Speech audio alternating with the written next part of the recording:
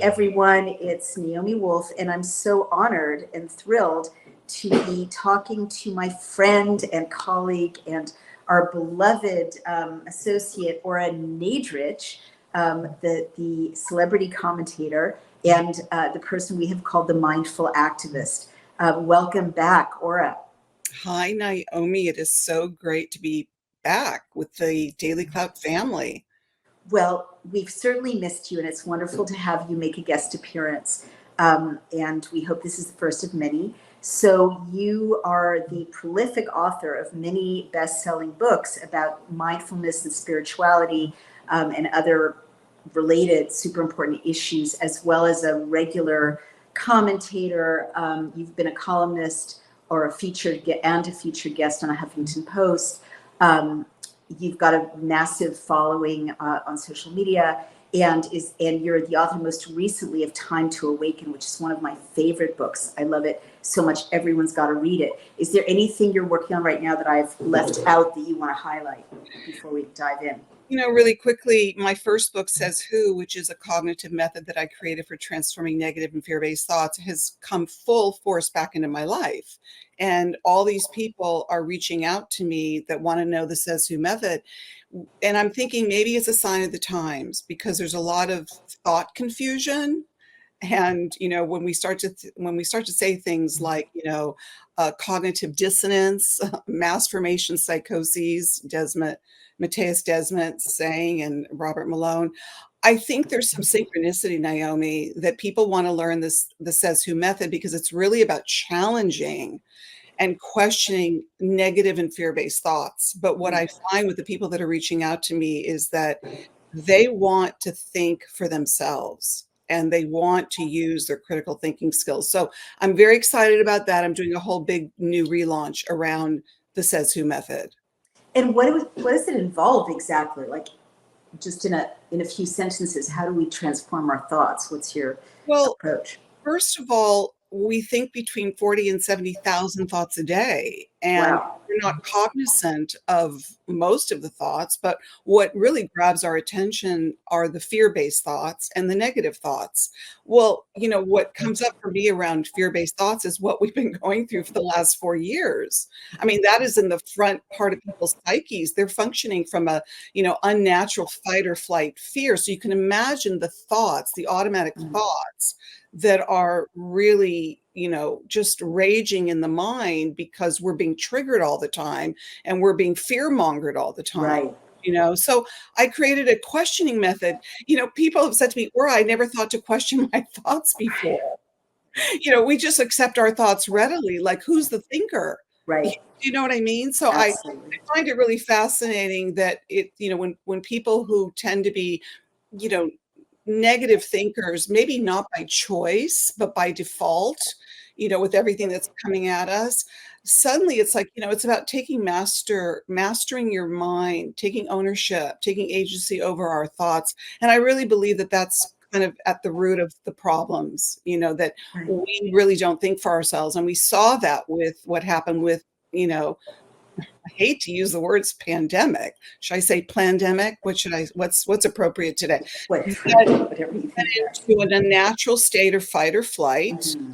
And a lot of those people just did what they thought they should do or were told to do, and they weren't thinking for themselves. Mm-hmm. And they went against maybe their instinctive thinking, which is, I don't think this is what I want to be doing.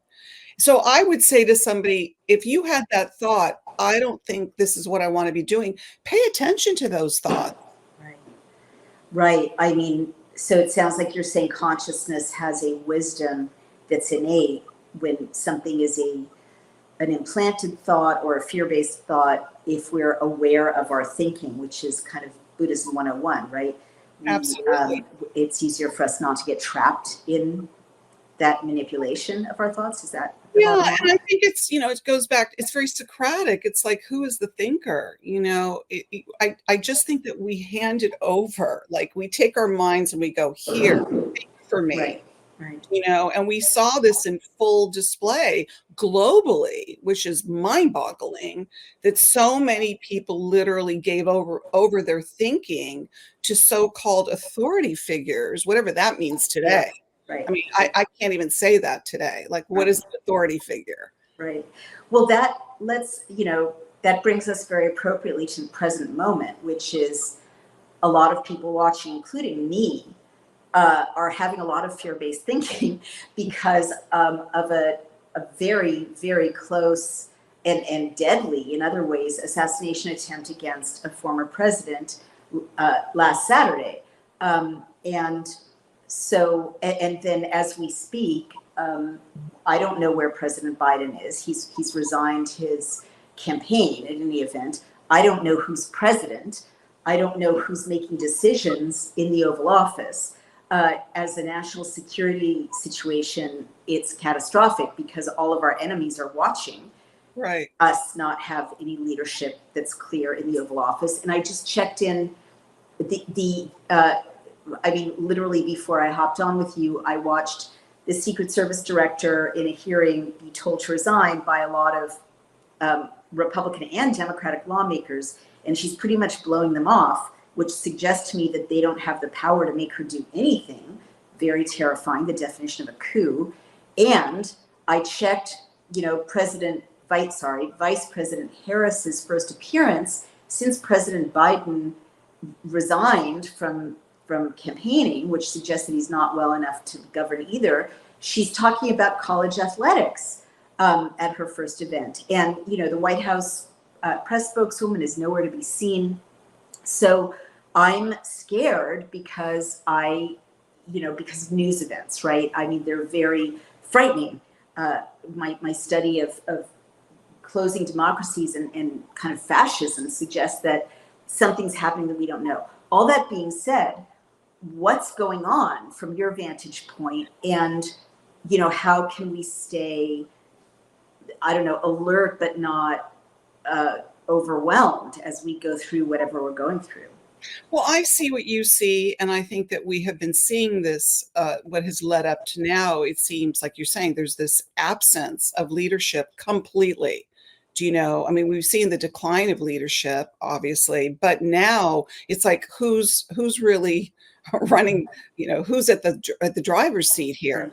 This is unprecedented, and you have a strong political background. Have you ever seen anything like this? I mean, this is full on unprecedented. So as I'm hearing you enumerate all the things that we're seeing right now, and I also saw you with, Biden's signature, which is very questionable. Like, did we even witness him signing that? And does his signature really look like that today as it did how many years ago with the first signature that you juxtaposed to that one? So there's so many things which I think will tie into where we're going with this that make no sense. And it's just a complete, it's like I've said the other night, I was at a dinner, this is not my own quote. It's like, the insane are running the insane asylum. I mean, that's how it feels. So that's very frightening. I agree with you, Naomi. It feels that we are such a direct threat to our national, security. It's that anything is possible. We are the laughingstock of the world, but it's craziness personified. It's not just having a weak, government. It's that It seems really crazy. So when I was hearing you say all those things and use the word fear, it's completely understandable that we would be afraid of where we're at in our country.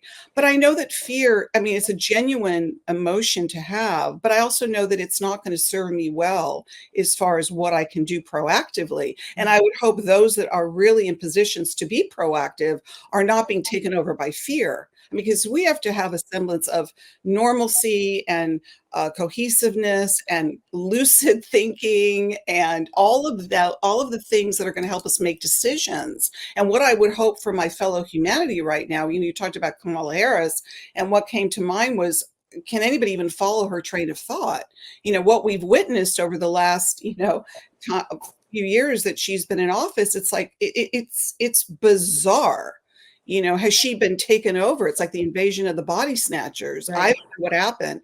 So a lot of people, going back to our original thinking, or what are the thoughts that are present for us in the moment of when we are witnessing something that seems completely off to us, people are so desperate for leadership it's a time when uncertainty looms at every point around us, and it's essential to be prepared. Being prepared is not just advisable, it's really critical. And that's where the Wellness Company's medical emergency kit comes in that we're proud to support. Imagine having the reassurance that you're fully equipped to manage any medical emergency, whether it's as commonplace as tick bites or as daunting as the challenges posed by the latest disease of the month. The Wellness Company's medical emergency kit contains vital medications such as ivermectin, emergency antibiotics such as amoxicillin, antivirals, Z-Pak, and more. It's the ultimate solution for being prepared for whatever may be coming up. Rest assured, this kit has been very carefully crafted by the Wellness Company's team of distinguished medical professionals, which include Dr. Peter McCullough, Dr. James Thorpe, Dr. Harvey Rich, Dr. Drew Pinsky, and other dedicated, truth-seeking doctors who are all among my personal pantheons of heroes of this time.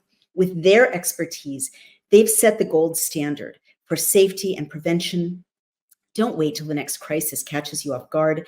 Take your health and your family's health seriously today. So click on the link below or head to dailyclouthealth.com to purchase their products. Please use the code DailyClout for 10% off. It's time to find those alternative healthcare communities that actually do care about your future. That you could have a president with dementia, a vice president who speaks in these bizarre circumlocution way of thinking that you can't even follow her train of thought. And what they will do is they will push aside a thought like, well, she's not really making sense, or God, she talks weird, or what is that about? She seems like she's just, something's not right here. They will push that thought aside and go, but we need leadership. Right. No matter what. Yep. People are desperate for it. I got into a thing with a friend defending her Democrat friends who would rather re-vote for Biden with his dementia. And this is where we go. I don't know where. I really don't know where people are going in their heads. Well, this brings up a follow-up question. You're rare in that you have friends and sort of you're in circles on kind of both sides of the political aisle from what I've seen. And you're living in LA, which is a very blue city and a very blue state. How are the people around you who are leaning left interpreting the events right now? Do they not notice that nobody's in charge? I don't think they really want to admit that. I think what I've observed, and by the way, how do I say this in the nicest way? My Democrat circle is shrinking quickly because I can't, I know I presented to you the conversation about othering. Are you othering? Which I hope we talk about at another time. I can't have these, I just can't continue having these conversations. For me, it's like, it's a type of dumbing down that I just refuse to participate anymore. I have a friend of mine, she just really severed ties with a friend because post the debate, her friend who she's already had that schism with, who's, very on the left, said to her, oh, Biden, he has a cold. Oh my God. So this is just a type of thinking that seems irrational. I feel like they go into some fixed denial, if you will, because they have to protect their reality, and we saw this going back to 2020. It's like defending your reality at all costs because it will make you question things that you are not comfortable questioning. And I still see it playing out, which is super scary because I've joked about, and I'm sure other people have said the same thing, the movie My Weekend at Bernie's, where the guy dies, they prop him up, by putting a hat on him and maybe a cigar in his mouth. And people just assumed he was still the host of the party. I felt they could do the same thing with Biden. He could be dead. And these same people that you asked me about would justify a way to vote for him. This is how far it's gone. Yeah, no, you're right. I just don't understand. Like, I did the whole analysis of how could people believe the lockdown thing and the vaccine thing, and we kind of teased that apart fully. But now it's a whole other thing. It's like, obviously the president is nowhere to be seen. No one's seen him since Wednesday. We literally don't know if he's alive. But to And many, he's still their president. But this is so bizarre. I Even mean, in absentia, he's still the president. You know, it's a type of denial that I think really warrants a lot of, you know, psychologists and those that are really expert in the way in which you can split off some kind of major disconnect or the cognitive dissonance that we talked about. But I think it's even more than that. I think it's something almost superficial. Like, I can't deny the truth. I mean, I have to deny the truth, or I'm a Democrat no matter what. I've had that happen when I presented Bobby to these people, Robert F. Kennedy Jr. You know, you hate Trump with a passion. You've acknowledged that Biden has dementia. Would you consider voting for Bobby? And they get so attached to, well, I mean, I'm not an independent. I'm a Democrat. You know, come hell or high water. right. You know, it's so small thinking. But here's what I mean, I know we've talked about this at different points in this surreal kind of hallucination fest of the last 3 years or so, but your circle are very high functioning. They're successful people. They're critically thinking every other area of their lives. You know, they're lawyers, they're, you know, professionals of various kinds. How could they not have the self-preservation instinct of noticing a missing president or worse, that they use in every other way to maximize their own and their family's well-being? Well, I don't think they feel their survival is being threatened. I really don't. Let's just start with some. What do you mean? I mean, meaning that I don't think they think of this as a serious threat to them. You know, they're not zooming out far enough. Right. Really see this as a threat. But I will say, in maybe a hopeful way, there are more people that I know or know of more than I know, because I said to you, my circle has shrunk in that way. And there are those that were Democrats and they've now gone over to the other camp and they're not afraid to admit it. You know, it's a shame that the right has had such a bad rap for so long. Right. And it hasn't been the sexy club to be a member of. Right. You know, for a variety of reasons, well said. which you know all too well, you know. And so, but more and more people, and I have seen, like, you know, my husband just mentioned a dear friend of ours who's very on the left, and he was saying how he was watching the, you know, the RNC, and I would dare to say I bet he was enjoying it. You know, he might be just a little bit away from admitting that he actually maybe could be leaning in that direction. So more of them are coming along. And, you know, even those that hate Donald Trump, they've kind of thrown their hands up and thought, look, you know what, maybe this is the way to go. I can't stand the guy, but you know, he might be a better guy to lead the country. Well, he's alive. He's alive for sure. He's alive and he doesn't have dementia. Right. And, you know, as we all saw him raise his fist the way he did, that connoted some real strength. Yeah. So I think that, I mean, I even saw something that Mark Zuckerberg, I think he called him a badass. Yeah. I mean, I'm cynical about that. You know, what I saw in the couple of days after the rally in which he was nearly assassinated is that the powers that be are you know, some of them are aligning with President Trump because they see, you know, this was before Biden resigned his candidacy for president, but they see that they didn't have a candidate on their side. So, you know, the globalists kind of, if they can't beat someone, they embrace them, they hug them to death. Which, I mean, I hope not literally, but that's how I interpreted Zuckerberg's comment. But I hear you. Well, okay, let's go to the metaphysical now, which is one of the things I love about you, that we get to go there. When all else fails, let's go to When all else fails.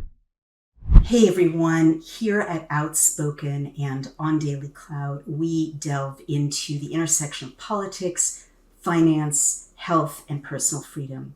We never take anything at face value, and especially not from the establishment media or the establishment healthcare or banking cartels. Recently, I've discussed the impact of political upheaval on our financial markets worldwide. The divisive political machine coming out of Washington, D.C. is having a growing impact on our families, our friends, our businesses, and of course, our bank accounts. Inflation is higher than it has ever been. The cost of goods nationwide has been skyrocketing. All around the world, countries are abandoning the US dollar. It's a catastrophe. I wanted to take time to locate an economic expert to help us all understand what's really going on in our country. So I'm delighted to have been connected to Dr. Kirk Elliott. He's a deeply astute economic analyst with 2 PhDs who offers a rich perspective and actual solutions for all of us. His company, Kirk Elliott PhD Precious Metals, offers experts in economics and investments to help us protect our futures. We've got to face it. The government is not going to protect us, so we need to protect ourselves economically. I've spent some time with Dr. Elliott, and I'm excited that he's going to become a regular on my show to help all of us understand how we can best protect our money, our assets from overreaching government mandates and tyranny. Our podcasts are proud to have Kirk Elliott as one of our key sponsors. Dr. Elliott is a trusted name in investment management and wealth preservation, and I personally was very impressed with how transparent his business is in explaining to people exactly what's going to be happening with their assets. Kirk Elliott PhD specializes in helping individuals and families protect and grow their wealth with a focus on precious metals and other commodities as long-term solutions to safeguard assets against inflation, market volatility, and political instability. And again, I just want to stress for me personally and our family, precious metals, along with other things that the government can't just snap its fingers and do away with, has seemed really, really important as things have become more and more unstable. What's been happening in our country the last few years has really taken a toll on people, and the government has no solutions. So I'm pleased that Dr. Elliott is offering solutions. I encourage you to take control of your and your family's financial future by visiting Kirk Elliott PhD's website or contacting them for a consultation. With expert guidance, individuals can build diversified portfolios that provide hedges against economic and political uncertainty, ensuring a more secure future for you and your family. So we welcome Kirk Elliott, PhD, to Outspoken and DailyClout, and we really encourage you to go to dailycloutsilver.com and contact them there. And if you call them, say that Outspoken sent you or DailyClout sent you. Welcome, Dr. Elliott. Or in order for maybe anything else to succeed, right? Maybe we have to delve deeper into areas that are that we don't see. Perhaps, we can't just rely on what we're seeing, because a lot of what we're seeing seems totally crazy. Totally. And I'm totally sold about that. And you're the expert on other ways to see. Well, one of my most favorite conversations we ever had, which I actually included in an essay of mine, was when I said, like, what's going on? And you said there could be more than one dimension on Earth right now. Like, we and our loved ones who are so at that time, vaccine, lockdowny, we could be talking past each other because we're inhabiting different worlds, even though we're all on planet Earth. And that kind of sliding doors scenario actually kind of resonated for me. I don't know about literally, but it did feel like, if there's no difference between consciousness and reality, right? Then, you could have people with different consciousnesses on one planet who are really inhabiting different worlds. And so I guess I'm asking you, since I last spoke with you, our world itself seems to be collapsing in some ways. Like all of our institutions have lost their rationale, the emperor has no clothes everywhere. Things, reality seems to be shifting. And even like, I don't mean to get all like woo-woo and metaphysical, but it's very hard not to believe when you see videos of, President Trump moving his head at just that moment.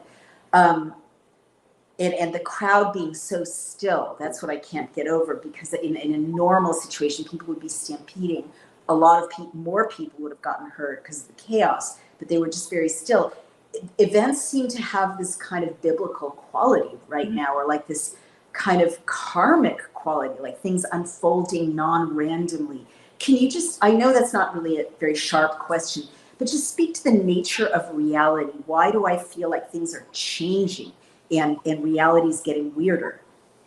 Well, I agree with you. I think reality has been changing, and probably has been changing for longer than we even know, but everything has come to the surface in ways in which perhaps it is meant to be at this time in our history, or this time in our time continuum on the planet. I mean, I think we have to really, again, zoom out much farther and bring in other things. I mean, relying on science to explain things to us, we've seen that has failed us terribly. Right. And so where do we go if we can't rely on science? We need to go into other areas like the metaphysical areas. And somebody just recently said that science is no longer science, it's just dogma. Right. So science, which could be valuable to us, has been commandeered and co-opted by just lies and distortion. And so what comes up is the word illusionary. Do you know what I mean? So much of what we're witnessing feels illusionary. We talk about things like, the true, emperor's clothes. That's seeing those that see what truth is and those that don't want to see it. And so you start to go into the whole area of what is real and what is not real. And I think it really did come up for me when I wrote that in my book, the very thing that you said, that I feel as if I'm living in a parallel universe. And so when you go deeper into what a parallel universe can be, and I am, and I'm actually starting to read a very interesting book. I hesitate to say I recommend it because I just started it, Reality and Virtual Worlds and the Problems of Philosophy. Oh, wow. Written by David J. Chalmers, who believes in virtual reality, or believes in a simulation of reality, which simulation, there's an actual something called simulation theory, which is a theoretical hypothesis that says what people perceive as reality is actually an advanced hyper-realistic computer simulation, possibly overseen by a higher being. Okay, so let me plug that into just things that people are just saying.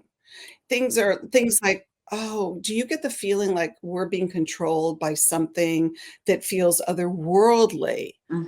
So there's that.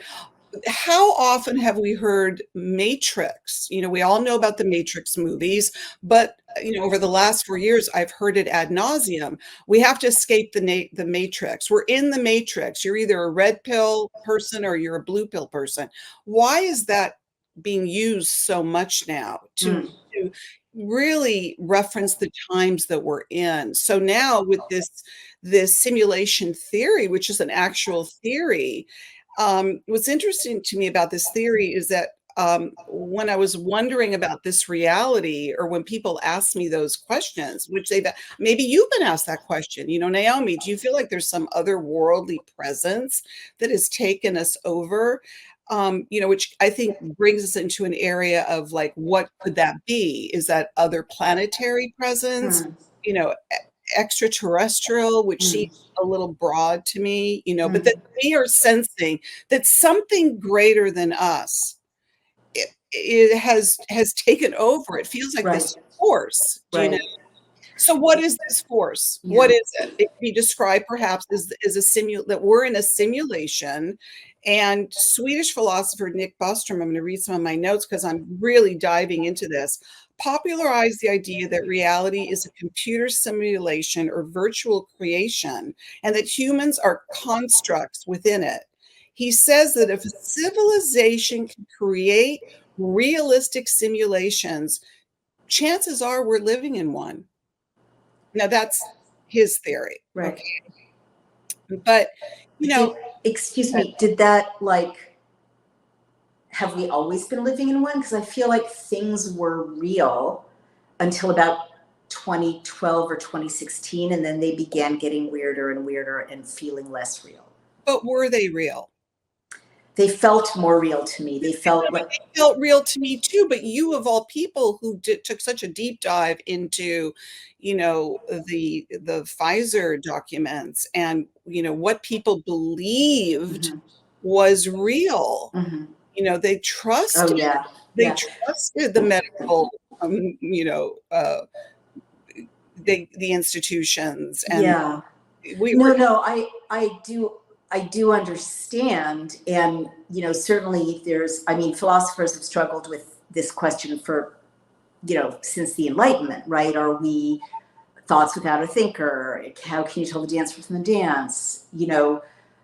Isn't this Schopenhauer? I'm kind of grasping at my undergraduate philosophy readings, but I mean, this guy's theory, which of course I'll have to read this book, sounds like it's updating that question of how do we know we're real, or, just thoughts of gods, or, ants to some other entity. He's kind of updating it for the computer age. I have no way to tell you we're not in a simulacrum, how do we prove that? I don't know. Right. But I guess what I'm saying is, to me, subjectively, 10 or 15 years ago, that would have sounded intuitively far-fetched. And now it sounds literally possible. Absolutely. And plus, if you really think about, a movie like Matrix, let's just take the movie and deconstruct that and why so many people resonate to it. Plus, with all the advanced technology that we have, and with artificial intelligence becoming such a part of our reality, and that is going to change our reality in a way that then makes me circle back to the Matrix, because they were taken over. It was trying to take over the mind and become slaves and enslave our enslave our humanity. There's so much in that movie that rings true for me right now, Yeah. and the whole idea of that we've been enslaved for the last 4 years. Well, we've been enslaved for a lot longer than the last 4 years, but there's a reason why this is all being brought to the surface for us to see. And those that are, Well, why? well, maybe because, I mean, that's a very good existential question and a metaphysical one. I like you, I'm entertaining the possibility that maybe we are in some kind of a simulation, and the very things that we create, when you look at the whole metaverse creation, and that people are wanting to leave this reality as we know it to be, to enter into another reality that is better than this one. Mm. And then you have to bring in the whole transhumanist movement into that, Right. which is to transcend our biology. So basically, we are the creators, we are the thinkers, that are creating these visions. So what's the download? Where are we getting these ideas from? We're not necessarily the creators, right? I mean, if we're just manifestations of some other entities. Yeah, presence, which goes Forms. along with the simulation theory, that there's a presence that is controlling us. Presence? A presence. What does the simulation theory say? What kind of presence? No, I mean, or possibly a higher being that they describe it as, those that subscribe to the simulation theory, that we are possibly overseen by a higher being. So higher than God? They didn't say that, but what I'm also seeing happen is this real, a lot has been said about the war between good and evil that's happening on the planet right now, when we know that good and evil has been going on since the beginning of time. Why is everything so personified right now? Yeah. Why is everything so heightened? Yeah. Is it heightened deliberately so those that will see, and those that don't? Same in the Matrix. That's the red pill, blue pill. Right. Those that want to escape it and those that don't. So if we're in this simulation, I'm just going, Go ahead. Contemporaneously here. If we decide to be the red pill people, and we are, and let's just say this is a simulation. Well, if can't we escape this simulation and create a reality that we want to manifest? Maybe this is some kind of a simulation, a la Matrix. And those that are taking the red pill, those that are waking up, I'll describe it in the pill form, those that are waking up are going to be able to create this new world, this new earth. And this new earth will be a creation of our doing. I like that. I like it too. I mean, why are we relying on some higher presence? I mean, if it's a benevolent presence, okay, but that's another thing, Naomi. It has felt very dark for quite a while now. I mean, isn't that the best way to describe? So this higher being, this higher presence, why all the darkness? Why this dystopian reality has taken full charge here? And even you look at these Netflix series, they're all dystopian. That auto-hypnotic programming. What are they trying to prepare us? So are we going to escape our own self-imposed matrix? Wow. And you're living in the place where those dreams are generated. And yeah, I look at Netflix and I'm like, I can't watch anything. And I think about the fact that for as long as there have been motion pictures and television, they've been happy stories, for the most part, love and marriage and, triumph at the end. And now it's just one dark narrative after another that leads to just a complete conclusion of cynicism. What are they preparing us for indeed? Well, I do definitely agree that there's a presence on the planet that is dark. And, I've spoken about this. I feel like it stepped onto the planet with freedom to do whatever it wanted in 2020. Maybe it lived somewhere in the shadows before that, but it was like, okay, it's your turn now. And they're in charge. I just wrote an essay called Thanatos because it seems that among some people, the life drive has been replaced with the death drive, right? And, we've always assumed that people want to live, they want to be healthy, they want to raise children, they want to love each other. Well, I don't think we can assume that anymore because there's a whole section of humanity that seems to embrace, they're happy when they get their diagnosis. They're happy to say how much COVID they've had. They seem like racing gleefully toward death or annihilation. But do you know what I'm talking about? Yes, I do. But if I can take what you're saying and present with the transhumanist movement, that's the complete opposite. Because you're talking about a movement that really says, hey, let's ditch this human form and become, transcend our biological form and connect to some, robot, cloud, AI intelligence, and we can live forever.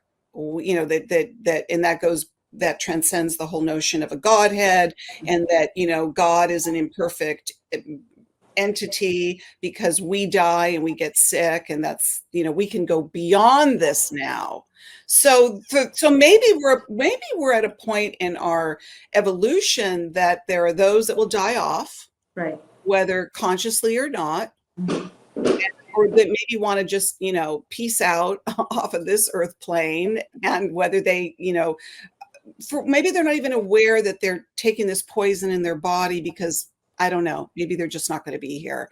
And then there are those of us that don't want to be transhumanists, and we don't want to transcend our biological form, and we're okay expiring naturally. right. And so we're shaping it. I always love that quote by Carl Sagan. The cosmos learns of itself through us. Oh, wow. That's that always resonated really powerfully for me. So I think, maybe there's a divine plan here that we are meant to be witnessing all of this darkness. And, like a parent that can't keep their child from seeing the sinister aspects of the human condition. Right. It's inevitable. And in a way, we have to allow for that maybe a lot of the way we lived our lives was illusionary and it's not real. So we're being fed a tremendous amount of darkness so that we can transcend it. Right. Hey, everyone, it's Naomi Wolf. We are excited about our new sponsor, Native Path. So Native Path's collagen formula is scientifically backed to increase bone mineral density, accelerate tissue recovery, reduce wrinkles, enhance hair thickness, and strengthen weak or damaged nails. Who wouldn't want more collagen with these benefits? So you can get an incredible 45% off today, plus free shipping. Every order comes with a 365-day money-back guarantee, so you can try it risk-free. And you really, really should. Are you interested in moving easily and independently without pain or stiffness? Do you want to look in the mirror and see a glow rather than fine lines and wrinkles? So you really need to find out about Native Path collagen, made only with type 1 and type 3 collagen fibers, the two most important types that make up 90% of the collagen in your body. It is completely flavorless and can be added to anything. Coffee, I add it to smoothies. You can add it to oatmeal, and it makes it bioavailable. So it's absorbed more easily and mixes perfectly. And it's kind of an amazing product. Honestly, I just started using it a few days ago. It's a single ingredient collagen, no fillers, no additives, no artificial sweeteners, and they third-party test for heavy metals. But what is kind of amazing is that it really does. It makes me want to work out, which never happens. It has made me feel much more energetic, and it's. I do struggle with the spinal issue, and I honestly have felt much more kind of buoyant and resilient since I began mixing Native Path collagen into my smoothie every day. So I can't praise this enough. I love it. There are 4 million jars sold, 1 million happy customers, 8,000 5-star reviews, and a no-risk guarantee. That's the kind of product that we at DailyClout and at Outspoken and now at the Geneva Bible love to recommend, a product that's tried and tested. And I simply cannot recommend it enough. That's getnativepath.com/DailyClout and stock up. You will find it transformational. I have. And thank you so much, Native Path, for being our new sponsor. And thank you for supporting our wonderful sponsor, Native Path. That resonates with verisimilitude. I feel, especially your last sentence, that feels right. I was also thinking when you were talking about, well, I guess two things. One is that if transhumanists think they can plug into an AI simulacrum, and there's also this theory that we're living in an AI simulacrum, that worries me. It's kind of the first I've heard of both of these pieces that fit together, because that suggests that there is an AI simulacrum, right? I mean, a lot of smart people don't make bets like we'll transcend our body and live forever unless there is a plausible structure to allow them to do that. So that's one more kind of notch on the side of, could this be a simulacrum? But then, grasping at straws perhaps, also what you're describing does sound a lot like what Jesus was trying to say. And I'm not talking about religion. I'm just talking about that rabbi, who's has some records in the Gospels, and who, the more I learn, is very much in the Jewish tradition. Pardon me, but he was warning everyone about exactly this. That darkness is sort of manifesting, and that through love and acts of kindness and basically elevating our consciousness, we can bring the kingdom of heaven onto this plane.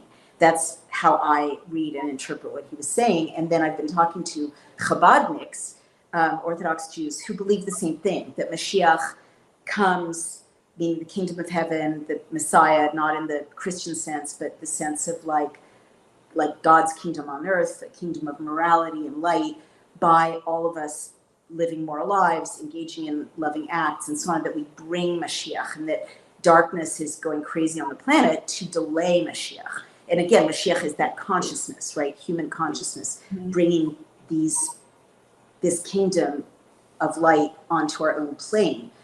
So what do you make of that? Maybe that's possible too. Maybe both these things are possible at the same time. There's a simulacrum team that could just want to leap into the simulacrum away from morality, away from an evolutionary relationship to humanity. And then there are people who might be called to witness all this darkness and try to make the choice to actively kind of evolve quickly to bring another kind of dimension. Maybe both of these things can be true. Yeah, I mean, when you bring about the Messiah, and I know a lot of religions hold that, to their belief that the Messiah is coming, and the darker the days become, the sooner the Messiah will be here.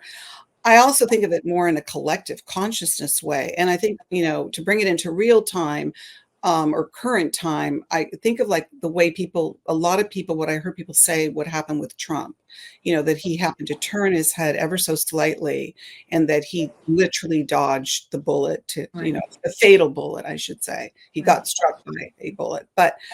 And I just like to observe what it evokes in people, or when people, you listen to I felt it when I listened to, I think, the first half hour of his speech. I felt something. I don't know really what it was, but, here's a man that could be dead and wouldn't have been standing there. So there's something very, you could describe it as very, it feels highly profound and spiritual, and it touches something in people. So what is it that it's touching in us, that there's something that is happening that again goes beyond the visible to us, Right. that maybe the hand of God, a lot of people felt that way, that the hand of God was on him, or there were, on social media, there was the flag. Yeah, I don't know if you saw that. Oh, yeah. Wow. The shape of an angel, and there's a lot of symbology that we can read into, but that it touched something in us. It touched something in a lot of people, Yeah. so it makes me think of, what is it going to take to wake us up, to open up our hearts, not to wait for a messianic presence to come and save us, but that how are we going to save ourselves? Right. It's like waiting for Godot. I mean, you can wait indefinitely for this, for someone like Jesus, who walked this earth like a divine presence, an avatar, a son of God, whatever you want to call him. What is it that we're waiting for? What are we not connecting to in ourselves? That's an important question for me, that I see my fellow humanity just asleep. Right. I Well, so just to, I don't know, contextualize where I'm coming from when I mention that, I'm thoroughly persuaded, this is another conversation, that, later interpretations of the Gospels as just wait around and Jesus will solve it all is not what he said, and that he said something much more like what you're saying, which is, you've got to make it happen yourselves. You've got to bring the kingdom of heaven down onto earth by acts of love, by changing your life. But that's maybe another conversation, except that it does seem like we're both saying the antidote to this inchoate darkness, I never knew how to pronounce that word, around us has to be in our own saving of ourselves through acts of consciousness, right? Evolving our consciousness. Yes. So now back to where you started. How practically in our last few minutes, how can people do that? Say people are scared, freaking out. They don't have your program yet, though I hope you'll tell us where to find it if they do want to have it. What can people just listening to this do immediately to stay grounded and end up more in a next stage of evolution than in the matrix? Naomi, I'm a real big believer of going within and accessing the temple within. It's in every one of us, and we're so busy doing, we are not as comfortable in the being. And I love that quote, "Be still and know that I am God." Mm. So I think that what I would say is just find some stillness, find some time in your day where you just get still, and it doesn't have to be in any particular context. You don't have to be a meditator, you don't have to be religious, you don't have to be anything. You just need to just find a quiet however many minutes in your day and sit quietly. And even if you want to use that as your mantra, be still and know that I am God. Be still and know that I am. Be still and know that. Be still and know. Be still. Be. Just Love be. it. Even when I say that with my eyes closed, it connects me to something deeper within my soul. And I would encourage people to connect deeper into their souls. There are answers there. There are answers there. And even if we are aligning ourselves with, I'm going to change out the higher being as a divine presence. Let's allow that to happen. Let's allow this divine presence to meet us and to impart the wisdom that we can have so that we can know how to really be conscious in the days ahead. Beautiful. Ah, what a lovely note to end on. So where, Ora Nadrich, do people find your books and your training program? They can go to oranadrich.com and it's there. My work is there. And I want to really end with what a amazing time to be alive. It's scary, to use your word earlier, but I think we can transcend this in a miraculous way. I believe it. And what an honor to speak with you. I feel, less scared, weirdly. I always do when I talk to you. I want to thank you again, Ora Nadrich. Everyone go to oranadrich.com and support Ora's work, order her books. By all means, take her training program. You will end up stronger and better.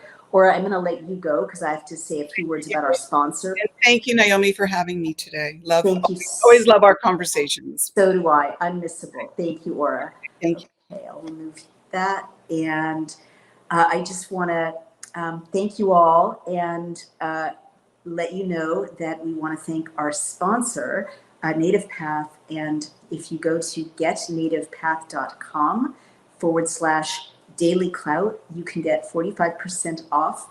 It is an extraordinary product, their collagen product especially. I've been singing its praises since I started taking it a month ago. It's absolutely transformed my own mobility. I was having difficulty walking, and this has made me absolutely pain-free, full of energy, wanting to work out, completely mobile again. And I can't speak for anyone else, just for myself, but I know that there are hundreds of 5-star reviews and that they offer a 365-day money-back guarantee.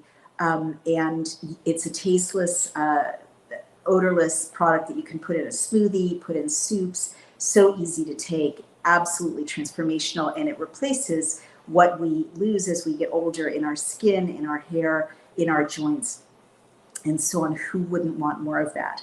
And they also have a hydration product. You don't even know how dehydrated you are till you have it. I start my mornings with it now. I love it. And a sleep product, and I've never had better sleep. So, we're very picky about our sponsors, but Native Path is the real thing, life-changing. Getnativepath.com/DailyClout for 45% off your first order. And you're also, by supporting our sponsors, you support us at DailyClout. Go to Outspoken to find me, go to dailyclout.io to find hard hitting reporting, and support us there as well. Thank you so much.